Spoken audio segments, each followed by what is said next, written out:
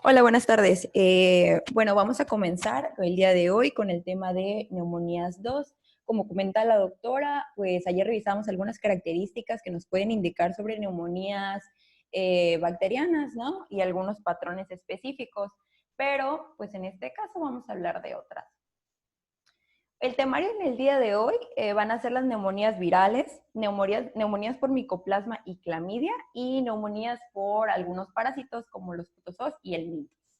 Bueno, en cuanto a las neumonías virales, bueno, en esta exposición nos vamos a enfocar en los patrones radiológicos que podemos encontrar, aunque como comentan, la verdad casi todos tienen el mismo, y tanto en la tomografía como en la radiografía. Y pues en cuanto al origen, al patógeno causal, no vamos a poder definirlo en todas, pero sí hay maneras de que nos van a ir indicando, al igual que el estado inmunitario y el tipo de paciente con el que estamos tratando.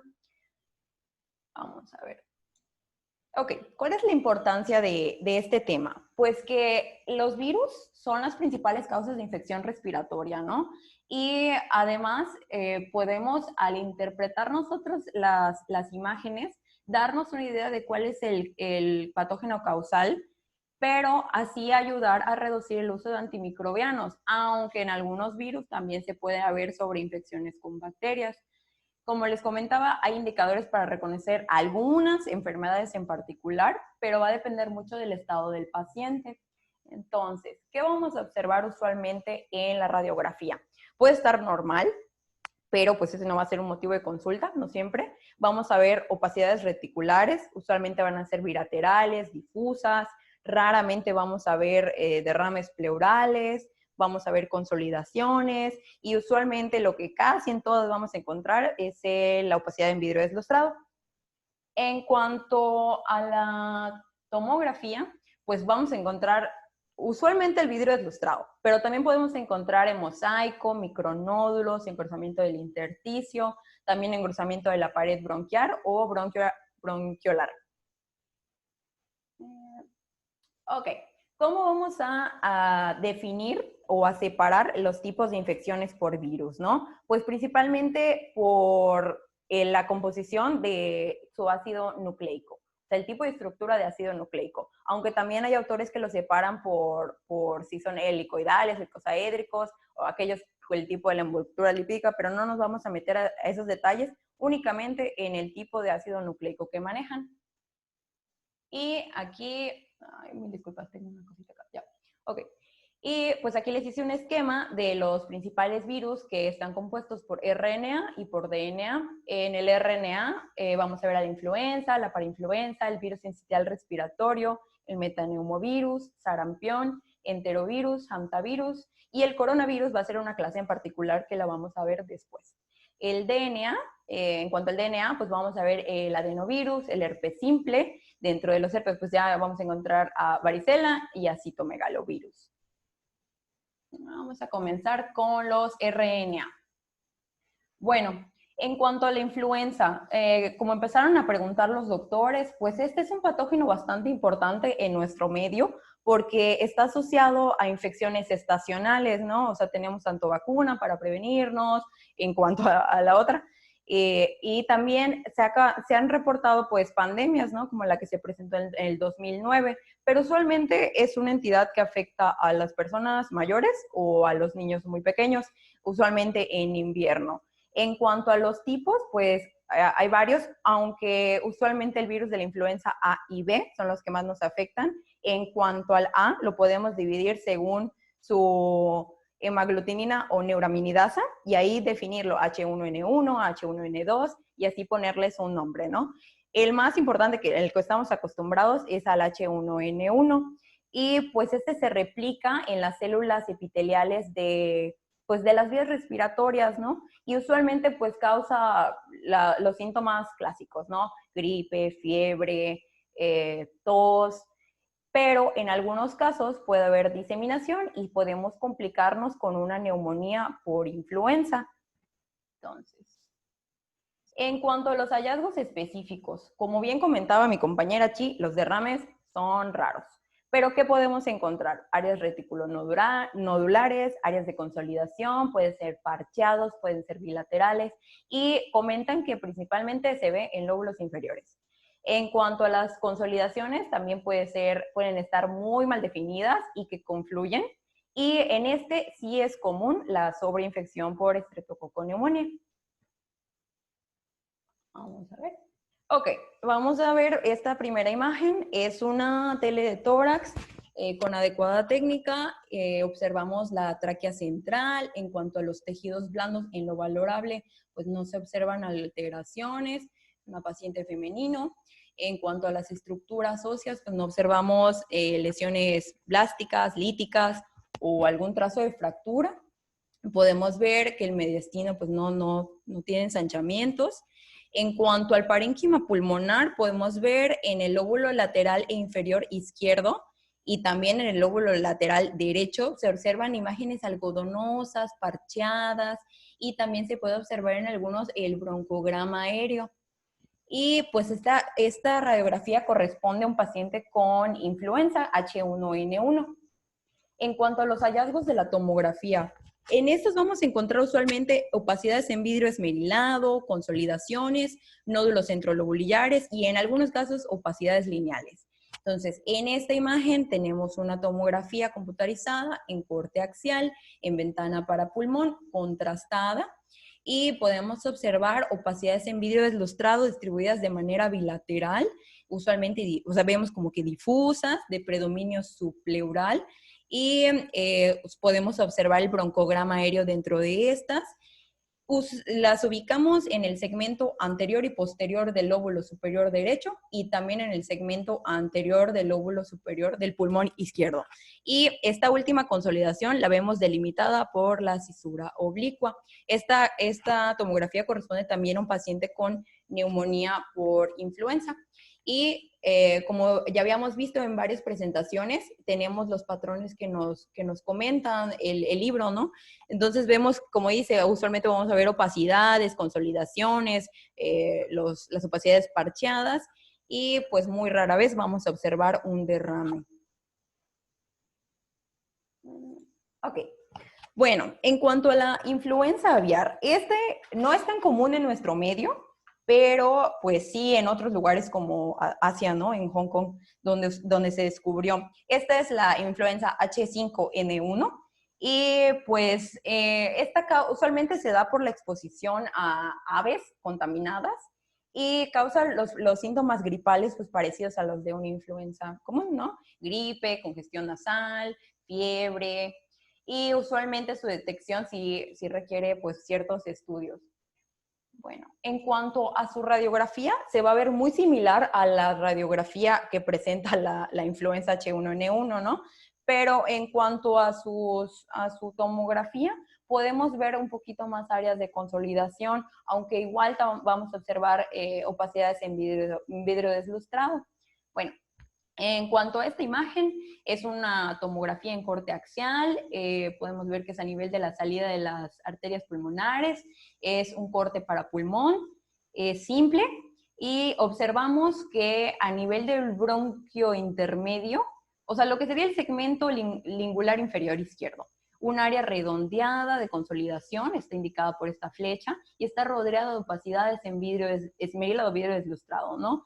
Y pues también podemos ver un poquito de vidrio esmerilado aquí en el segmento medial derecho y en el segmento posterior del lóbulo inferior izquierdo. Entonces esta corresponde, como ven, se parecen mucho porque son consolidaciones. Lo que nos va a dar la característica, pues si es trabajador de una granja en Hong Kong, es muy probable. Entonces, pues de ahí podemos empezar a hacer un diferencial.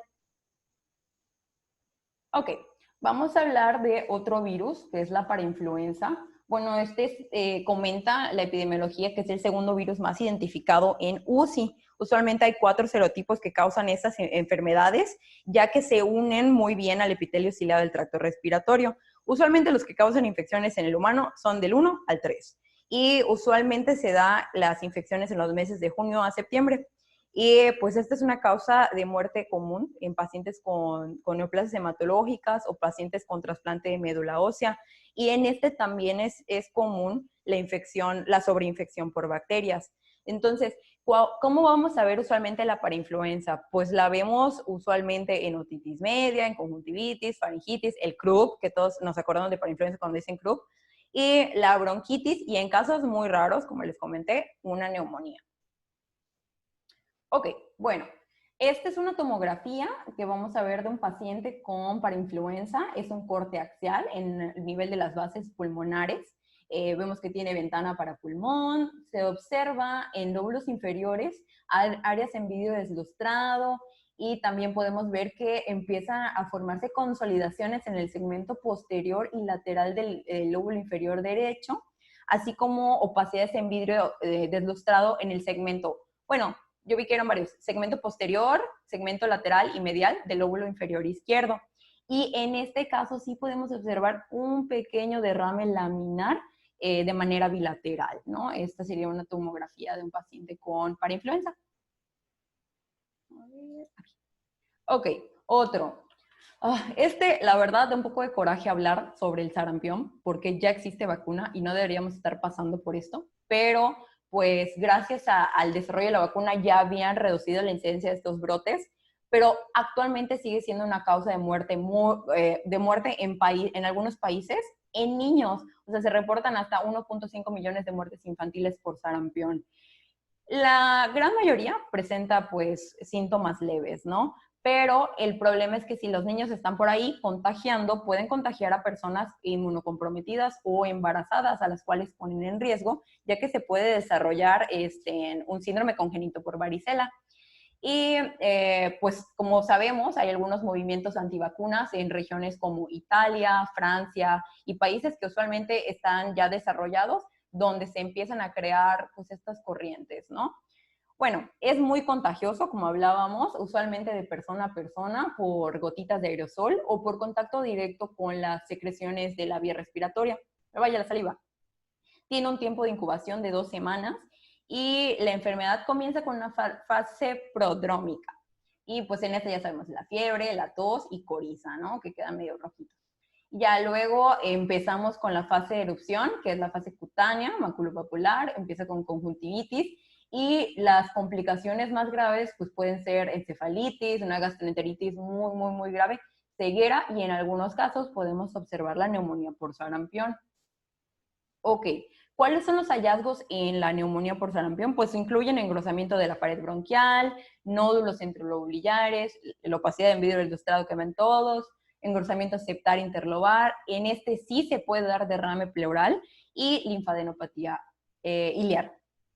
Bueno, esta imagen es una tomografía axial a nivel de la carina y vemos que tiene ventana para pulmón, está en fase simple, es un paciente infectado por sarampión y podemos ver que hay pues, múltiples nódulos centrolobulares aleatorios, aquí lo podemos ver indicado en la punta de flecha, también vemos áreas bilaterales de consolidación, principalmente en el segmento posterior del lóbulo superior derecho, y también en el segmento anterior del lóbulo superior izquierdo. Y pues también en este paciente, pues sí, observamos prácticamente esto, las consolidaciones, ¿no? Como habíamos comentado. El rinovirus. Bueno, este es un virus bastante común. Doctora, bien, necesito que vaya manteniendo un lenguaje más apropiado, por favor, y evite un poco más de palabras coloquiales, por favor. Ok, doctora. Bueno, vamos a hablar sobre el rinovirus. Este virus es responsable del resfriado común en un 40-50%. Pues hay 4 serotipos, tenemos A, B y C. Hay 3 serotipos, A, B y C.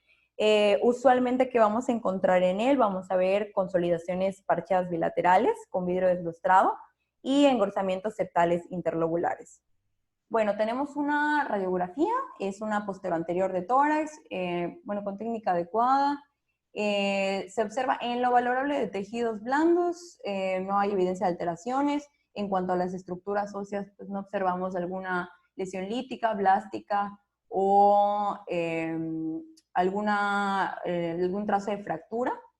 Y en cuanto a los ángulos costofrénicos están conservados, no se observan ocupaciones. En cuanto a mediastino, no vemos ensanchamientos. Y en cuanto a parénquima pulmonar, pues vemos que hacia el lóbulo superior derecho hay un patrón reticular secundario engrosamiento septal. Y pues también podemos ver que hacia lóbulos inferiores se identifican, bueno, de manera bilateral, opacidades irregulares. En cuanto a la tomografía, pues esta es una tomografía en corte axial con ventana para parénquima pulmonar y podemos ver que en el parénquima hay engrosamiento septal interlobular con un patrón de alta atenuación caracterizado por vidrio deslustrado, principalmente en el segmento posterior del lóbulo superior derecho, y también engrosamientos septales en el lóbulo superior derecho y posterior del lóbulo superior del pulmón izquierdo. Al igual que el diagrama nos comentaba, pues usualmente vamos a ver esas pequeñas consolidaciones o vidrios deslustrados, más que nada con sus respectivos engrosamientos. Ok. El virus sincitial respiratorio. Bueno, este es más común en lactantes. Usualmente está relacionado a infecciones en niños menores de 5 años o pacientes inmunocomprometidos y usualmente en los inmunocomprometidos es en los cuales se presenta una infección respiratoria grave, pues es en los cuales puede ser mortal. En cuanto a los adultos, es una infección que se puede dar durante los meses de noviembre a febrero. ¿Cómo lo vamos a encontrar? Usualmente como una bronquiolitis, ¿no? Es lo más común. Y también podemos encontrarlo en las reactividades asmáticas o en neumonías. En cuanto a los factores de riesgo que pueden predisponer a la infección, está la prematuridad, la cardiopatía congénita, la enfermedad pulmonar crónica, los inmunocomprometidos y anomalías congénitas múltiples. Bueno, en cuanto a los hallazgos que podemos encontrar, pues van a ser consolidaciones, vidrio deslustrado, engrosamientos de la pared septal y en algunos casos pequeños nódulos centrolobulares. Esta radiografía es una anterior en una paciente femenino de 58 años. Ella tenía el diagnóstico de leucemia mieloide. Vemos que es una placa con adecuada técnica. En cuanto a tejidos blandos, pues no observamos alteraciones. En cuanto a las estructuras óseas, no vemos evidencia de lesiones líticas, blásticas o trazos de fractura. La tráquea está centrada, bien aireada, mediastino sin ensanchamientos, ámbulos costofrénicos conservados. En este caso los encontramos borrados porque por un escaso derrame pleural. Y en cuanto al parénquima pulmonar, podemos ver que hay patrones de vidrio deslustrado con predominio iliar y pues están distribuidos de manera bilateral, aunque hay un pequeño predominio del lado izquierdo. En cuanto a las imágenes de tomografía, pues vamos a observar en esta, que es una tomografía computarizada en corte axial, con ventana para pulmón, está contrastada, y pues fue obtenida el mismo día que la anterior. Podemos ver que pues muestran múltiples áreas irregulares de opacidades nodulares. También podemos ver consolidaciones irregulares. También están usualmente rodeadas de vidrio esmerilado. Podemos ver que prácticamente todo el pulmón izquierdo está ocupado por estas pequeñas consolidaciones, ¿no? Y en este caso podemos observar un pequeño derrame laminar bilateral. Ok, el metaneumovirus. Este virus se descubre en 2001, tiene una estructura similar al virus sincitial respiratorio. Y les voy a tomar agua. Puede causar infecciones del tracto respiratorio inferior y superior. Usualmente las neumonías por el metaneumovirus representa un 4% de las neumonías adquiridas en comunidad y usualmente se presenta en adultos inmunocompetentes, entonces pues no tiene como que una predilección por el momento. Es frecuente en los meses de invierno y lo vamos a ver principalmente como una gripe, ¿no? Aunque también puede dar bronquitis, bronquiolitis y neumonía. En cuanto a los síntomas de la gripe, pues son fiebres de 38 grados, tos no productiva, y en cuanto a la neumonía, pues sí puede darnos una disnea progresiva, hipoxemia, y en comparación con otros virus, pues está relacionado tanto a inmunocompetentes como a inmunodeprimidos. Vamos a ver. Ok. Bueno, En cuanto a las radiografías, preferí poner una radiografía y su tomografía a un lado, ¿no? En corte coronal. Vamos a describirla. Este es un paciente de 50 años que presentaba fiebre y esputo y se decide tomar una primera radiografía, una tele de tórax. Vemos que es una técnica adecuada y podemos ver que en cuanto a los tejidos blandos no hay alteraciones, en cuanto a tejidos óseos, en lo valorable, pues sin lesiones líticas, blásticas o trazos de fractura. La tráquea está central, bien aireada, el mediastino no observamos ensanchamientos. En cuanto al arco aórtico, lo observamos un poco, pues, con una pequeña elevación. Vemos que los ángulos costofrénicos están conservados y se observa un patrón nodular bilateral, está señalado con las flechas, perdón, y es predominante en el pulmón derecho. Y podemos ver en la tomografía, que es una reconstrucción coronal con ventana para pulmón, está contrastada, fue obtenida el mismo día después de realizar la placa y muestra múltiples nódulos centrolobulares mal definidos, así como engrosamiento leve de la pared bronquial en ambos pulmones, de predominio apical y preferentemente en el pulmón derecho. Ok, el hantavirus. Este es un virus que está usualmente asociado, o sea, sigue vigente por el tipo de transmisión que se maneja, ¿no? Debido a roedores, debido a la convivencia de estos y tenemos contacto con sus heces, o también al contacto con las heces de murciélagos. Entonces, es prácticamente ese contagio, ¿no? No es tan común en nuestro medio, pero sí en países asiáticos. Actualmente se conocen más de 40 especies de hantavirus y 20 de estas pueden afectar al ser humano. Al año se reportan como 20,000 casos por hantavirus en el mundo, pero como ya les comenté, usualmente son más comunes en áreas asiáticas, ¿no? Y este se va a presentar de dos maneras en el ser humano: con una fiebre hemorrágica con síndrome renal o con un síndrome cardiopulmonar por hantavirus. El que nos interesa en este momento es el síndrome cardiopulmonar. Entonces, pues este es un poco más mortal que su contraparte, la fiebre hemorrágica del síndrome renal. Y este, pues usualmente tiene una incubación de 17 a 42 días y empieza con una fase prodrómica. Empieza con fiebre, mialgia, malestares, escalofrío, anorexia, dolor de cabeza, tos seca, disnea, y continúa hasta la fase cardiopulmonar, en la cual ya tenemos dificultades respiratorias y principalmente por un edema que no es cardiogénico. Y al final, pues ya tenemos la fase de convalescencia. Vamos a ver, 2 segunditos. Ok. El edema intersticial. Vamos a verlo usualmente. Bueno, cuando pensamos en hantavirus vamos a pensar en edema y derrames, porque son las características más comunes que vamos a encontrar en las radiografías y en las tomografías de este virus. Entonces, ¿qué podemos observar en el paciente? Pues puede haber leucocitosis, trombocitopenia, hemoconcentración, aumento de las enzimas hepáticas. Pero como les comentaba, yo sé que las imágenes pues no son quizá las mejores que pudimos encontrar, pero nos agradó bastante este caso porque vemos la rápida progresión del hantavirus. Entonces, esto es muy particular de este virus, que tiene una muy rápida progresión. Las radiografías fueron tomadas con 6 horas de diferencia. Entonces, vamos a empezar a describirlas. Esta es una postero anterior de este paciente. Bueno, tiene una técnica subóptima. Vemos en lo valorable de tejidos blandos, pues no hay alteraciones, pero sí podemos observar una línea vertical radiopaca que corresponde a material médico. Podemos asumir que es un catéter Swann-Ganz. En cuanto a las estructuras óseas, pues no las podemos valorar también, pero no se observan trazos de lesiones líticas, blásticas o fractura. La tráquea pues está aireada y los ángulos costofrénicos están aún visibles en esta radiografía. En cuanto al parénquima pulmonar, vemos de manera bilateral amplias opacidades intersticiales.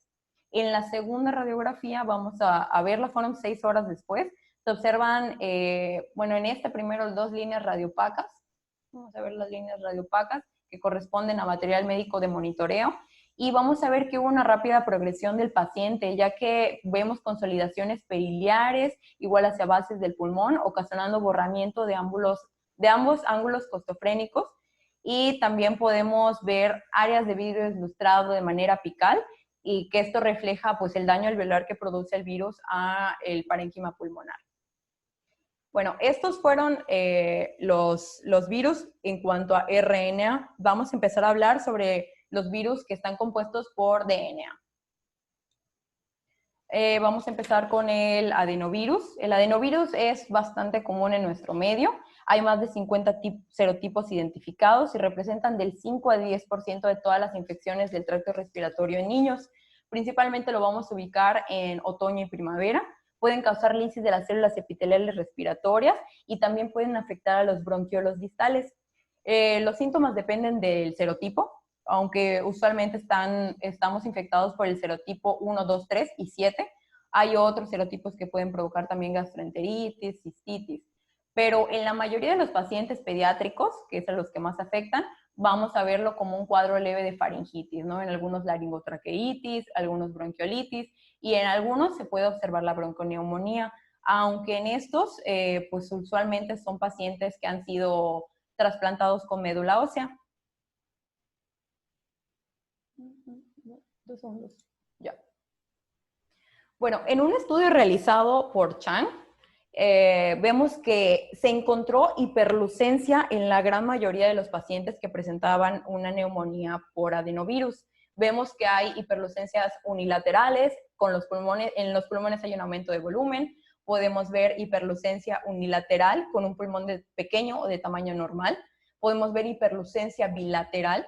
Podemos ver colapsos pulmonares completos, o sea, colapso de un lóbulo completo, y también podemos ver patrones mixtos, en donde hay colapso, engrosamiento y también hiperlucidez. Ok, la neumonía por adenovirus, pues vamos a encontrar usualmente vidrios deslustrados, como ya comentamos, hiperlucencias, y vamos a ver este ejemplo de una placa anteroposterior, de un hombre de 20 años que llegó con fiebre, tos, disnea, y se pretende hacer un diagnóstico de adenovirus.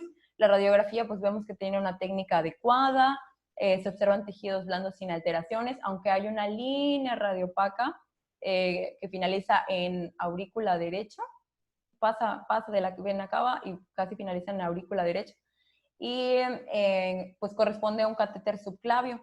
En cuanto a lesiones óseas, en cuanto a estructuras óseas, pues no vemos que tenga alguna lesión lítica, blástica, algún trazo de fractura. En cuanto a los ángulos costofrénicos, pues el derecho está conservado, y podemos ver en relación al pulmón izquierdo, se borra el ángulo costofrénico a expensas de una consolidación irregular, mal definida. Podemos ver opacidades en vidrio deslustrado de manera bilateral, principalmente en segmentos izquierdos, ¿no? Y en la zona periliar derecha. La tomografía, pues podemos observar tanto la infección aguda o las complicaciones, porque también pueden provocar complicaciones como el pulmón hiperlúcido unilateral. Este síndrome se llama Swyer-James-McLeod y pues puede observarse. Vamos a ver este ejemplo de este paciente que les comento que tiene el síndrome de Swyer-James después de una bronquiolitis por adenovirus en la infancia. Este es un corte axial a nivel de la bifurcación de los bronquios principales.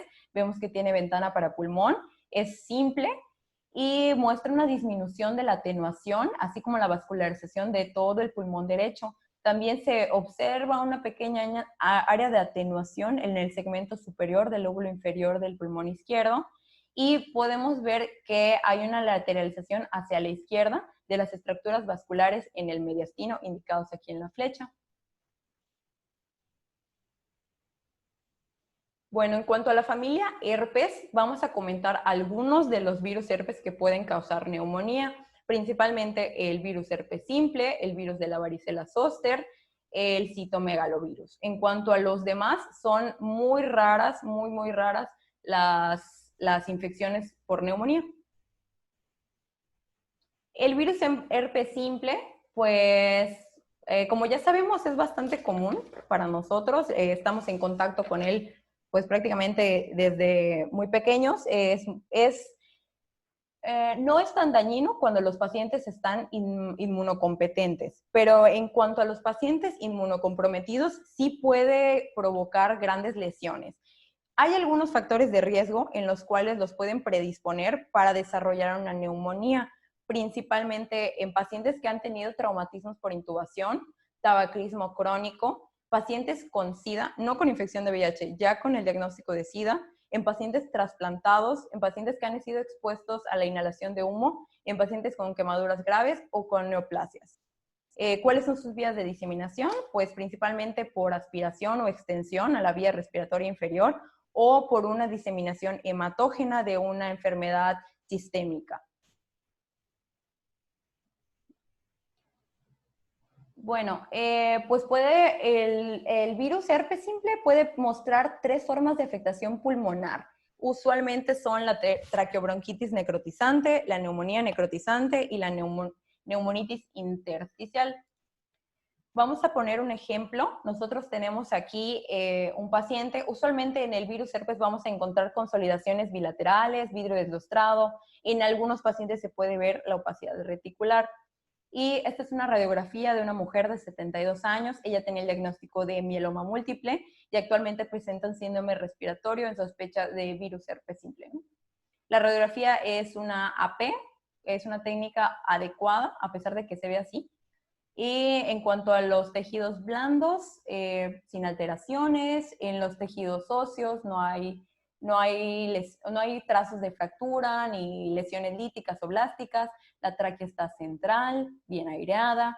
En cuanto a los ángulos costofrénicos, sí están conservados, pero hay áreas reticulares difusas mal definidas de mayor opacidad de manera bilateral, están generalizadas. Entonces, eso hace que la placa se vea de esta manera. En cuanto a su tomografía, pues también vamos a observar vidrio deslustrado, áreas focales de consolidación, y en este virus sí es común el derrame. Entonces vamos a observar esta tomografía en corte axial a nivel de la carina, justo un poco debajo. Y podemos ver que tiene ventana para pulmón, está contrastada, se observa engrosamiento septal intersticial e interlobular. Vamos a verlo aquí con las puntitas de flecha. Las puntitas de flecha. Y también podemos ver que tenemos consolidaciones, una pequeña consolidación en el segmento posterior del lóbulo superior del pulmón derecho y también áreas de patrón reticular hacia la periferia. Se observa una pequeña cantidad de derrame bilateral indicado con el asterisco. Entonces, como podemos ver, es bastante aparatoso el cuadro que nos crea este virus herpes simple en pacientes inmunocomprometidos. La varicela zoster es una enfermedad caracterizada en la infancia. Es una de las enfermedades una enfermedad exantemática. Estamos acostumbrados a verla como una erupción cutánea. Usualmente se remite sola, no tiene tanto problema. Pero hay que recordar que la neumonía es una de las complicaciones más comunes y más graves en pacientes inmunocomprometidos. Esta ocurre en 1 de 400 casos en las infecciones por varicela. Entonces, pues hay que tener siempre pendiente que se puede dar. Usualmente, como les comentaba, se da en inmunocomprometidos o embarazadas y el diagnóstico es clínico. Vamos a ver esta imagen. En cuanto a la varicela, como comentábamos desde la clase del viernes, eran nódulos los que íbamos a observar. Entonces comentábamos si eran solo nódulos, si eran nódulos calcificados, y pues puede presentar ambos, ¿no? Vamos a encontrar nódulos mal definidos, usualmente son de 5 a 10 milímetros, estos pueden ser confluentes, usualmente tienen el signo del halo positivo, están rodeados por un halo de vidrio deslustrado, y suelen desaparecer cuando desaparecen las lesiones epiteliales, cuando desaparecen las lesiones en piel, ¿no? Aunque pueden persistir. En ocasiones los nódulos se calcifican y podemos encontrarlos posteriormente en imágenes. Vamos a observar esta radiografía que pertenece a un hombre de 53 años. Tiene un antecedente de trasplante hepático 5 meses antes y el diagnóstico de neumonía por varicela zoster. Es una tomografía, una tele de tórax, es una tele de tórax, es una técnica subóptima tejidos blandos en lo valorable sin alteraciones, tejidos óseos sin lesiones líticas, blásticas o trazos de fractura. En cuanto a los ángulos costofrénicos, costodiafragmáticos están conservados, tráquea central, mediastino sin alteraciones, pero en cuanto al parénquima pulmonar vamos a ver infiltraciones reticulonodulares multifocales, que están indicados con las flechas, están de manera bilateral. Y les digo, pues esto no nos da tanto, pero cuando observamos la tomografía vamos a ver que aquí sí podemos encontrar los nódulos, ¿no? Comentan que los nódulos pueden ser tan pequeños como de 1 milímetro hasta 10 milímetros, usualmente están rodeados por vidrio lustrado, aunque pueden calcificarse y persistir. Estos usualmente tienen un tamaño de 2 a 3 milímetros y están distribuidos de manera al azar. Esta tomografía pertenece a un paciente con infección ya remitida de varicela. Es una tomografía en corte axial a nivel de los lóbulos inferiores, tiene ventana para mediastino, es simple y podemos observar múltiples nódulos pulmonares pequeños, bien definidos, delimitados, son bilaterales y algunos están calcificados. Podemos identificarlos con las flechitas. Y en cuanto a la imagen que nos presenta el libro, pues podemos observar lo mismo, áreas de vidrio deslustrado, los pequeños nódulos rodeados por el vidrio deslustrado, también podemos observar calcificaciones. Vamos a hablar sobre el citomegalovirus. Esta usualmente es una infección asintomática o da síntomas leves similares a los de la gripe en pacientes inmunocompetentes. Y en pacientes inmunocomprometidos sí puede causar una infección pulmonar y que es potencialmente mortal, porque se puede deber a una infección nueva o a una reactivación de este virus, o también debido a que algunos pacientes que tienen neoplasias hematológicas pueden ser sometidos a trasplante y el virus se puede transmitir por estos biológicos, ¿no?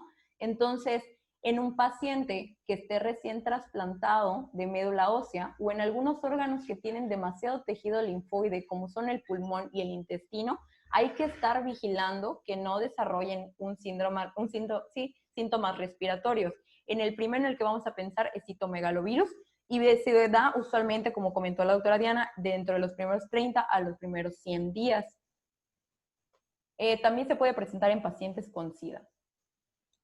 ¿Qué vamos a observar? Pues predominan el vidrio deslustrado, usualmente es asimétrico, bilateral, hay nódulos centrolobulares, también hay consolidaciones. En algunos casos se pueden observar tabiques interlobulares engrosados. Y en cuanto a masas o infiltrados masivos, pueden ser comunes en los pacientes con SIDA, pero no en el resto. Esta radiografía pertenece a un paciente de 28 años, tiene el diagnóstico de neumonía por citomegalovirus, fue trasplantado con médula ósea por una leucemia mieloide crónica.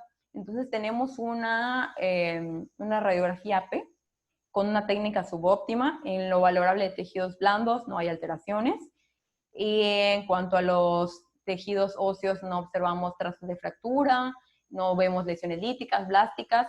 Podemos observar líneas densas que corresponden a material médico de monitoreo. También podemos observar otra línea densa que parece que termina a nivel de la cava superior. Y igual corresponde a material médico. Vamos a ver en cuanto al parénquima pulmonar, que muestra opacidades en vidrio deslustrado, están mal definidos y es de manera bilateral. Podemos observarlo en ambos pulmones. Las características de la neumonía por citomegalovirus, ¿cómo las vamos a ver en la TAC?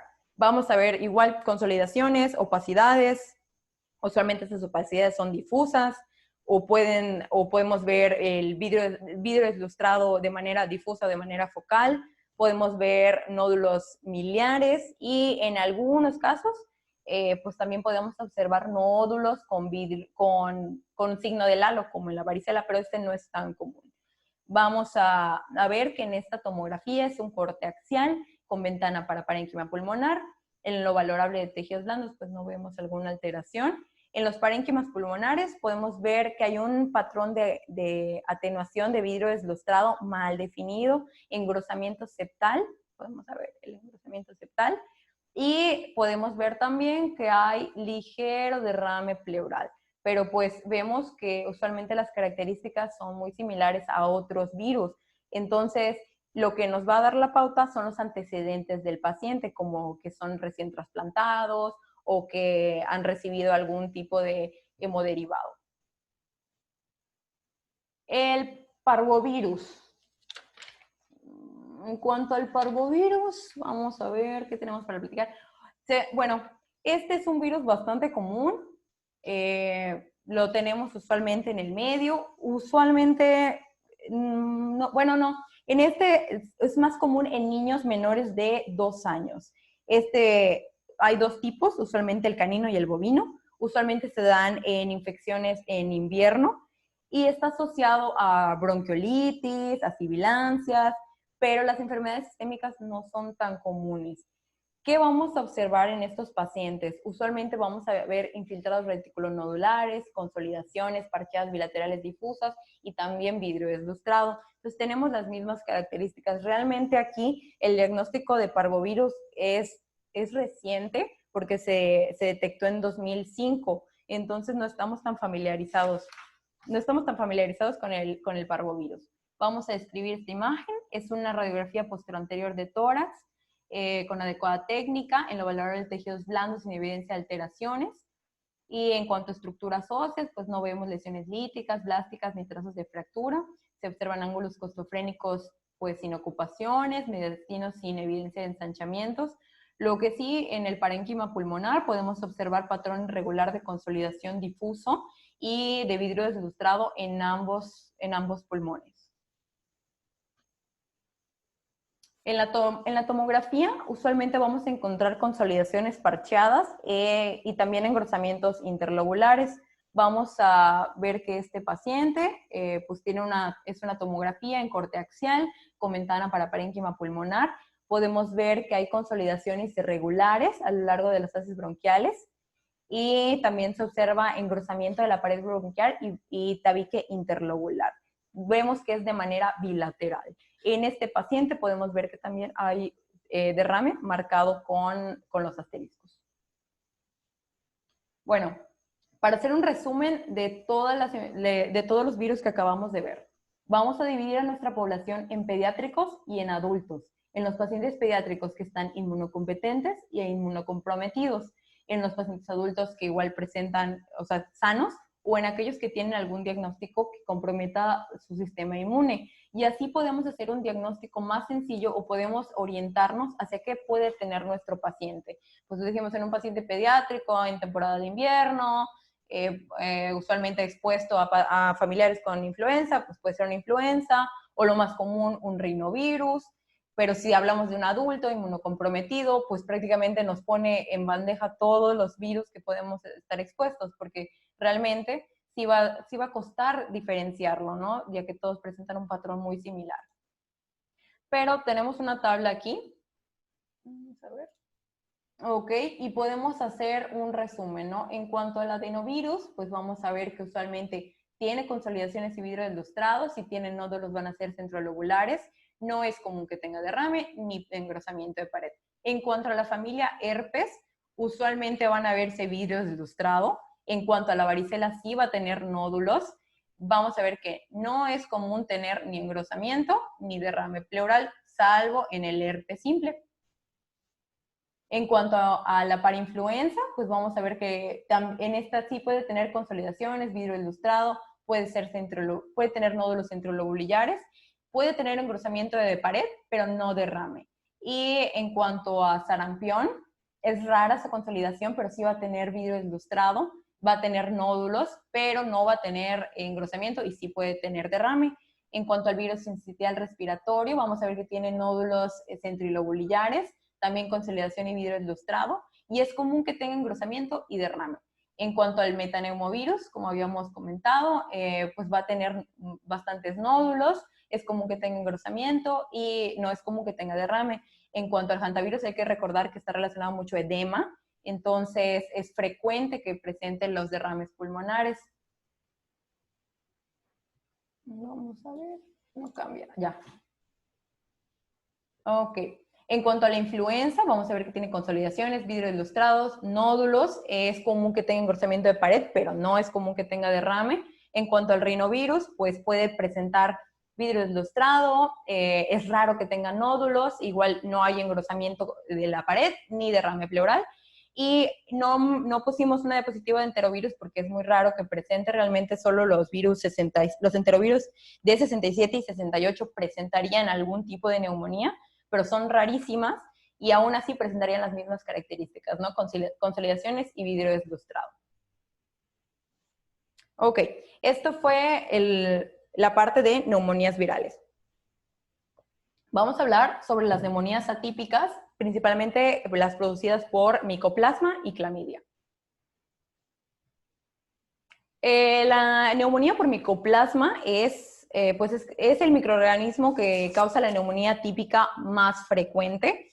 En cuanto a los pacientes, es responsable del 20 a 30% de los casos de neumonía atípica y usualmente se da en otoño e invierno. Es más prevalente en jóvenes, a diferencia de la clamidia, que es más frecuente en adultos. Y usualmente en los estudios de laboratorio, pues los leucos van a estar normales. Es necesario sospechar de micoplasma para pedir un cultivo. Y en cuanto a la infección pulmonar, pues suele estar precedida por un síndrome gripal. Usualmente está caracterizado por disfonía, tos paroxística y en algunos casos ya podemos ver algunos síntomas de neumonía. Radiológicamente lo podemos ver como consolidaciones segmentarias, en algunas ocasiones puede haber atrapamiento aéreo y en otros patrones en mosaico. El derrame pleural y adenopatías no son frecuentes. En estas tenemos dos radiografías, corresponden a una mujer sin antecedentes de tabaquismo. La paciente tiene un padecimiento actual con tos seca de 2 semanas de evolución y se le solicitan las radiografías, ¿no? Es una posteroanterior y una lateral izquierda. La técnica es subóptima. En cuanto a los tejidos blandos, pues no vemos alteraciones, lo valorable. Y podemos ver en cuanto a las estructuras óseas, no presentan lesiones líticas, blásticas o trazos de fractura. Se observan los ángulos costodiafragmáticos conservados. Podemos ver que en cuanto al parénquima pulmonar, la aireación se encuentra aumentada significativamente de manera bilateral y hay un marcado engrosamiento de la pared bronquial a la derecha y a la izquierda de la zona periliar. También podemos ver que hay opacidades pulmonares parcheadas en los lóbulos inferiores de manera bilateral, principalmente en el segmento basal anterior del lóbulo inferior izquierdo y en el segmento medial del lóbulo medio del pulmón derecho. Y pues estas serían las radiografías en cuanto a una neumonía típica. En cuanto a la tomografía, vamos a ver que usualmente vamos a identificar nódulos centrolobulillares, podemos ver opacidades de árbol en brote, podemos identificar opacidades en vidrio ilustrado. Esa es una tomografía en corte axial a nivel de la tráquea. Y podemos ver que está en ventana para parénquima pulmonar. Vamos a ver que observamos un patrón de alta atenuación caracterizado por vidrio desilustrado, localizadas en el lóbulo superior y medio del pulmón derecho. También podemos ver que hay nódulos centrolobulillares bilaterales de distribución difusa y hay engrosamiento del intersticio peribroncovascular.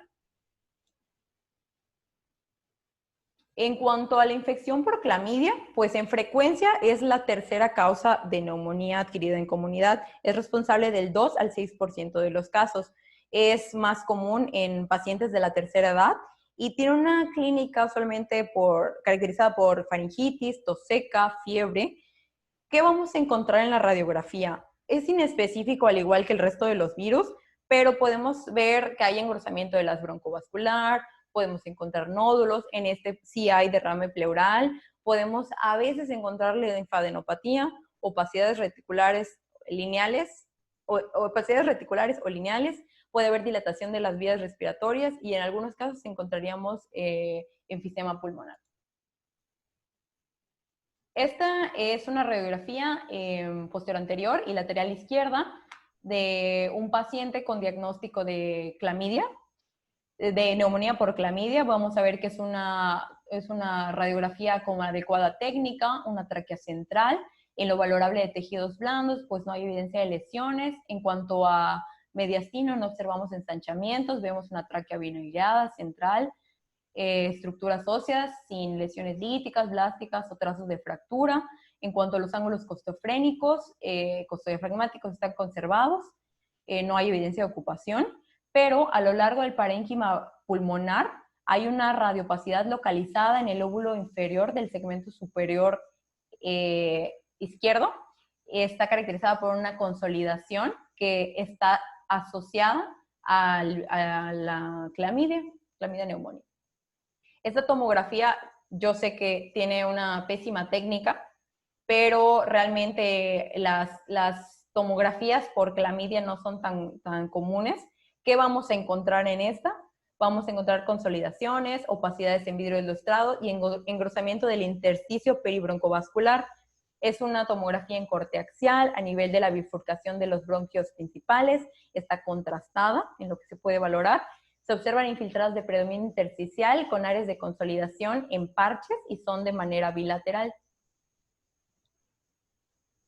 Para resumir las neumonías atípicas, hablamos de dos. Usualmente su factor predisponente es la infección de vías respiratorias altas. En cuanto a los hallazgos de micoplasma, es el engrosamiento de pared bronquial y los nódulos. También puede haber consolidaciones y opacidades de árbol en brote. En algunos casos puede haber vidrio deslustrado. En este es raro que tenga derrame pleural y adenopatías. En cuanto a la clamidia, lo que vamos a observar son nódulos centrolobulillares o peribroncovasculares, más enfisema y dilatación de la vía aérea. En algunos hallazgos pueden haber consolidaciones que pueden progresar a ser multilobares y opacidades lineales. En este sí puede haber derrame. Ya para finalizar, vamos a hablar sobre las neumonías por parásitos. Definimos el término parasitismo como una asociación entre dos seres vivos. Tiene consecuencias nocivas para uno de ellos, el hospedador, y aporta beneficios al otro, que es el parásito. Usualmente este término lo usamos en medicina de manera exclusiva para protozoos, helmintos y artrópodos que viven de manera temporal o por largo tiempo permanentemente en los seres humanos. En esta sección vamos a revisar las enfermedades producidas en el aparato respiratorio por algunos parásitos. ¿Cómo las vamos a definir? Hay principales helmintosis. Las principales son la provocada por hay por cestos, por tremátodos y nemátodos. En cuanto a la principal cestodosis, es la que afecta al pulmón y la vamos a definir como hidatosis o equinococosis. Está producida por Echinococcus granulosus. En cuanto a los tremátodos, la esquistosomosis está producida por el esquistoma y es la más representativa. En cuanto a los de nemátodos, pues sí tenemos varias, pero la más común está provocada por algunas helmintiosis, donde la neumonía es causada por el paso de los nemátodos a la vía respiratoria durante su ciclo normal. Estamos acostumbrados a relacionarla con ascaris. También podemos tener filariosis o dirofilariosis, y en algunos casos muy raros como la toxocariosis por Toxocara canis, o las triquinelosis producidas por Trichinella.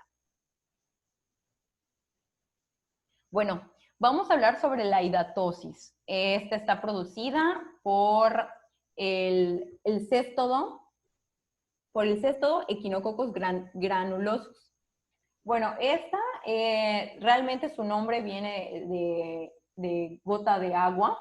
Es una reacción entre la adventicia y del hospedero y la larva, ¿no? Vamos a tener que usualmente son formaciones quísticas que contienen a los parásitos y usualmente tienen varias capas, ¿no? En la cual la más central es la que contiene a los parásitos. En los niños, las localizaciones de los quistes hidáticos son usualmente en lóbulos superiores, principalmente el lóbulo superior derecho. Luego en el lóbulo superior izquierdo, le sigue el lóbulo inferior derecho y por último el lóbulo inferior izquierdo. En muy raros casos se puede presentar en lóbulos medios. En cuanto al quiste hidático, es asintomático. Usualmente es un hallazgo radiológico y si provoca síntomas, vamos a observar que es tos irritativa, un dolor no especificado, van a decir un dolor torácico, van a haber disnea en caso de que el quiste sea de gran tamaño, puede presentar fiebre.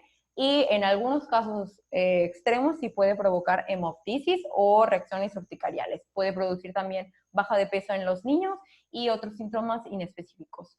Vamos a ver estas imágenes. Es una AP y una lateral derecha en un paciente de 11 años que consulta por un cuadro de compromiso de conciencia. Fue lo único que había presentado y se le realiza estas placas. Vemos que la técnica es subóptima en cuanto a lo valorable de tejidos blandos, pues no hay alteraciones. En cuanto a tejidos óseos, no observamos lesiones líticas, blásticas o trazos de fractura. Vemos que la tráquea está central. En cuanto al parénquima pulmonar, pues hay una gran masa en el hemitórax derecho. En cuanto al ángulo costofrénico derecho, está borrado por probable derrame pleural y podemos ver la imagen del mismo quiste de manera lateral y en cuanto al borramiento de los ángulos, del ángulo. La esquistomiasis, también llamada fiebre de Katayama, es una enfermedad por los tremátodos, usualmente la infección se da por beber o nadar en agua contaminada, usualmente le pasa a los trabajadores y puede provocar una neumonía eosinofílica. En cuanto al parásito, pues su reservorio son los caracoles y nosotros solo somos una parte del ciclo en el cual se reproduce el parásito. En cuanto a sus patrones radiológicos, vamos a ver que vamos a observar patrón reticulonodular, podemos observar un foco neumónico, podemos ver engrosamientos y por último el derrame pleural es muy raro. Esta tomografía es una tomografía de tórax en corte axial con ventana para pulmón. En cuanto al parénquima pulmonar, ay, no se ve, ahí está. En cuanto al parénquima pulmonar, se puede observar hacia pulmón derecho, en el óvulo medio, en el segmento lateral, nódulos pequeños subpleurales y a la periferia, y en cuanto al resto de las estructuras, pues realmente no están afectadas. Como podemos ver, pues son pequeños focos en los cuales el parásito puede aparecer, aunque no es tan característico. Bueno, la infección por ascariasis, usualmente es ascariasis duodenal o ascariasis spes, tiene lugar debido a la ingesta de alimentos contaminados con huevos embrionarios. Usualmente en el intestino delgado se liberan las larvas, entran en la pared intestinal, por vía venosa alcanzan el hígado y en este no ocasionan lesiones usualmente, continúan su recorrido hacia las cavidades cardíacas derechas, desde ahí pasan al lecho pulmonar y atraviesan la barrera alveolo-capilar, siguen un recorrido ascendente hasta, bueno, bronquios, bronquiolos, tráquea, hasta llegar a la faringe, otra vez los deglutimos, y por último llegan al intestino delgado, donde se encuentra la forma adulta del parásito. Entonces, el paso por los pulmones se da usualmente en su reproducción, pero no se alojan ahí. En esta radiografía es una posteroanterior, la verdad es una técnica subóptima. En lo valorable de tejidos blandos, pues no vemos alteraciones. En cuanto a estructuras óseas, no hay trazos de fractura ni lesiones líticas o blásticas. Vemos en los parénquimas pulmonares. Bueno, perdón, en cuanto a la tráquea se ve al central bien airada, no hay ensanchamiento en el mediastino, en ángulos costrofrénicos conservados, y en el parénquima pulmonar observamos hasta el lóbulo medio del pulmón derecho, una zona con aumento de opacidad, no permite la visualización de trama broncovascular, tiene igual bordes mal definidos, está asociado a vidrio deslustrado y pues podemos observar que también de manera bilateral hay un poco de patrón en vidrio deslustrado. Les comento, la infección por Ascaris en vía pulmonar no es tan común, pero sí puede suceder. Vamos a observar una tomografía de corte axial con ventana para parénquima pulmonar. Se puede observar hacia pulmón izquierdo en el lóbulo inferior una consolidación con opacidad en vidrio esmerilado, rodeando una opacidad y alrededor pues rodeando vidrio esmerilado. Igual, puede estar relacionada a una infección por Ascaris. El síndrome de Loeffler. Bueno, los nematodos pueden ocasionar patología pulmonar por migración. Bueno, ¿alguien habló? A ver, no, ya apagaron su micrófono. Ok, gracias. Como les comentaba, los nematodos pueden ocasionar la patología pulmonar por migración, o sea, no precisamente por su ciclo de reproducción, sino por trastornos gastrointestinales atravesar hacia los pulmones. Entonces, pues puede provocarse ya sea de una diseminación de vía esofágica o durante el paso de los nematodos. Esta es una posteroanterior, una radiografía posteroanterior con una técnica subóptima. Los tejidos blandos, la verdad, no son valorables, o sea, no se ven. En cuanto a las estructuras óseas, pues no hay lesiones líticas, blásticas o trazos de fractura. Observamos una tráquea central, el mediastino no está ensanchado, pero podemos ver en el parénquima pulmonar una gran consolidación en la base del pulmón derecho, así como áreas de vidrio deslustrado. Y como les comentaba, el síndrome de Loeffler todavía es mucho más raro. La estrongiloides, bueno, esta se da usualmente en áreas tropicales en el mundo y pues usualmente la clínica es gastrointestinal. Los pacientes presentan dolor abdominal, diarrea o estreñimiento y si se llegase a dar un cuadro respiratorio pueden presentar hemoptisis, disnea o broncoespasmo. El diagnóstico se da por las larvas, o sea, identificar las larvas en el esputo o en un lavado gástrico. Vamos a ver. En cuanto a lo radiológico, podemos observar consolidaciones en el espacio aéreo, así como patrones nodular, reticular o retículo nodular. Podemos ver esta radiografía posterior de tórax, en lo valorable de tejidos blandos, no observamos alteraciones en cuanto a estructuras óseas con adecuada radiopacidad, sin evidencia de lesiones líticas, blásticas, ni trazas de fractura, ángulos costofrénicos conservados. Y el mediastino lo vemos sin ocupaciones, sin evidencia de sanchamientos. Ya comentamos la tráquea central. Y a lo largo del parénquima pulmonar vamos a ver un patrón reticulonodular disperso en ambos campos pulmonares. Este paciente tenía el antecedente de una infección por estringiloides.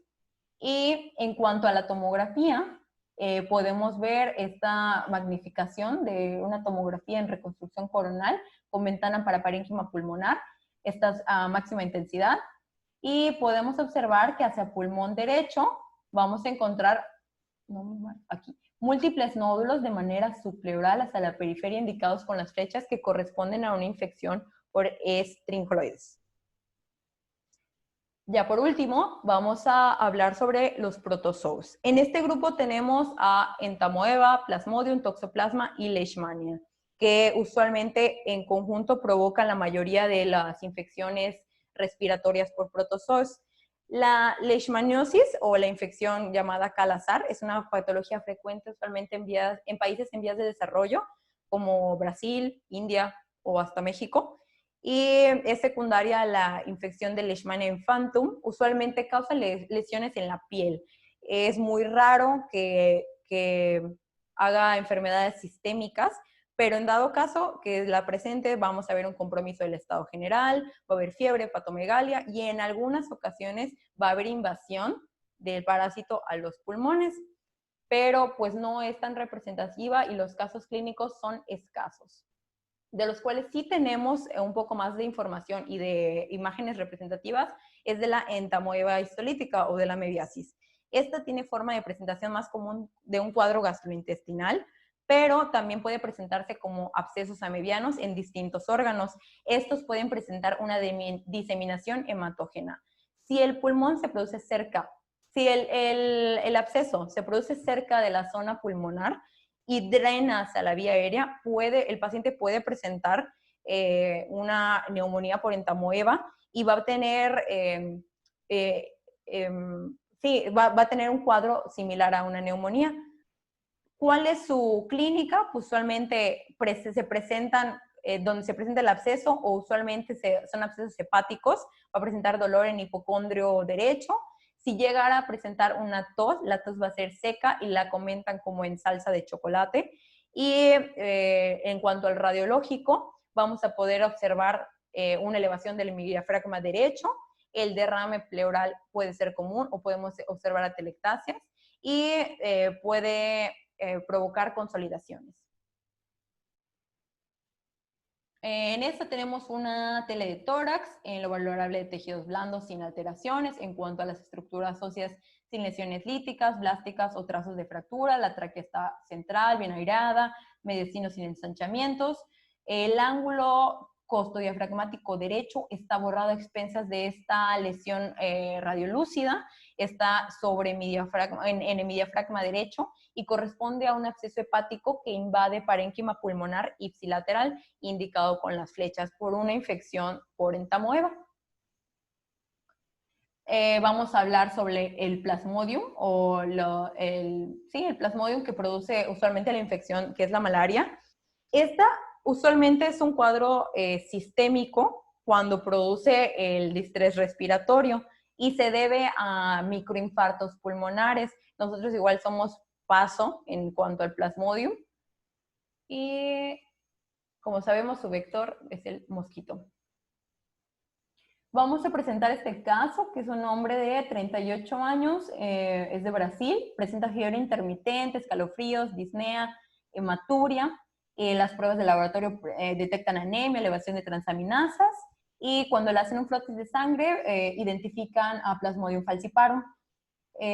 Podemos ver esta tomografía axial en ventana para pulmón, es contrastada, muestra un engrosamiento septal interlobar, áreas de consolidación y derrame pleural bilateral con predominio en el pulmón derecho, y sugiere edema pulmonar.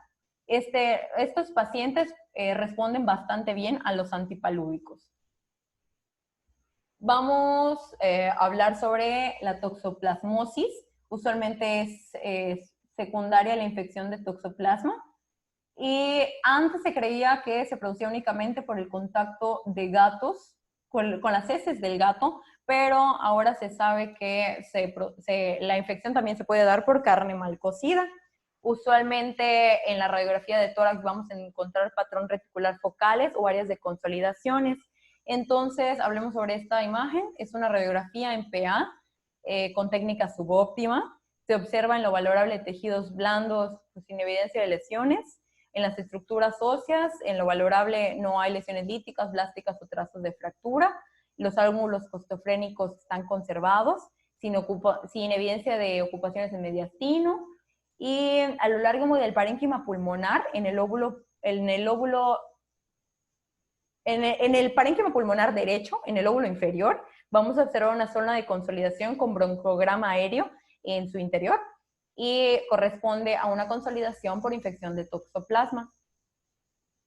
En cuanto a la tomografía, pues vamos a encontrar opacidades de vidrio esmerilado y algunas adenopatías. Esta es una tomografía de tórax en corte axial con ventana para parénquima pulmonar, donde podemos observar de manera bilateral opacidades en vidrio deslustrado y con engrosamientos intersticiales. Se puede identificar derrame pleural bilateral. Como vieron, siempre les hacía una descripción del paciente, porque realmente las imágenes a veces se pueden parecer mucho e interesa mucho los antecedentes de cada paciente, el estado, si son inmunocomprometidos, si son pacientes sanos, previamente sanos, y así podemos llegar a un diagnóstico, si es viral, si es sobreinfectado con bacterias, y de ahí poder orientar a los clínicos sobre qué tipo de agente puede causar la neumonía. Y esto sería todo de mi parte. Si tienen alguna duda.